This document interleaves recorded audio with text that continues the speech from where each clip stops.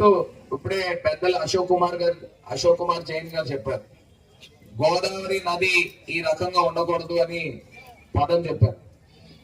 ఒకటి, ఎంతో మంది స్వచ్ఛంద సంస్థలు వచ్చి నెలకి ఒకసారి 2 సార్లు ఈ ప్రాంతం, గోదావరి తీర ప్రాంతం అంతా కూడా క్లీన్ చేస్తూ ఉంటారు. నిజంగా వాళ్ళకి అభినందనలు. క్లీన్ చేసిన ఆ మరుసటి రోజే నల్లా ఛానల్ దగ్గర నుంచి జస్ట్ కొంత వెంట ఓపెన్ చేస్తే మళ్ళీ మామూలు. దాని శ్రమ అంతా వృధా.